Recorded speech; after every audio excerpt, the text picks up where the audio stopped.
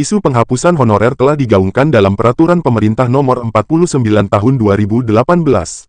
Dalam PP tersebut, 5 tahun mendatang dari diundangkannya, status kepegawaian di instansi pemerintah pusat maupun daerah hanya akan ada ASN PNS dan PPPK saja tanpa honorer.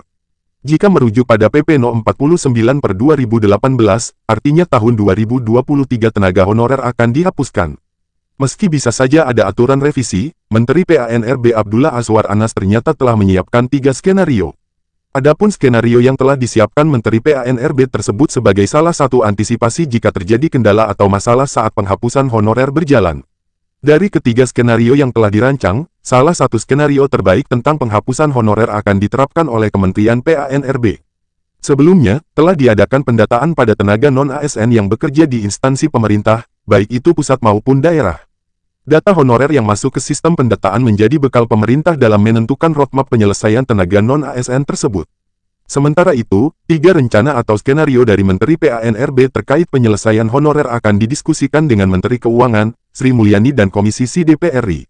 Adapun soal penyelesaian tenaga honorer tersebut, Menteri PANRB menerangkan bahwa aturan untuk menangani honorer sendiri sudah ada dan dijalankan sejak 2005.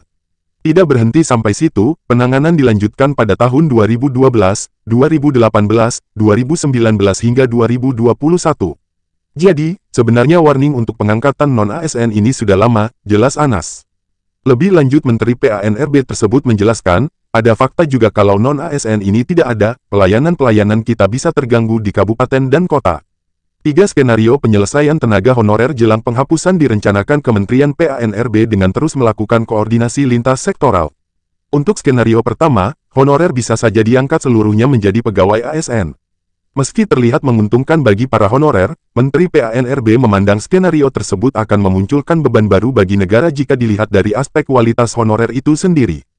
Hanya saja skenario ini akan menjadi beban yang berat bagi negara dan kompetensi birokrasi kita. Akan ada problem pada beberapa titik yang ketika saat rekrutmen kualitasnya tidak diperhatikan, jelas Anas. Untuk skenario kedua, Kementerian PANRB merencanakan tenaga honorer akan diberhentikan seluruhnya. Artinya, skenario ini akan menghapus honorer tanpa pengangkatan. Hal ini pun bisa menjadi masalah sebab pemberhentian tenaga honorer secara keseluruhan akan menimbulkan tingkat pengangguran yang tinggi. Skenario ketiga yang merupakan opsi jalan tengah adalah mengangkat tenaga honorer sesuai dengan prioritas sebelum dihapuskan. Sementara untuk tenaga honorer lainnya dalam skenario ketiga ini, Menteri PANRB menjelaskan bukan tidak termasuk prioritas. Namun, akan diselesaikan secara bertahap. Sebelum diputuskan, belum jelas apakah honorer akan diangkat seluruhnya menjadi ASN atau solusi lain dari ketiga skenario tersebut.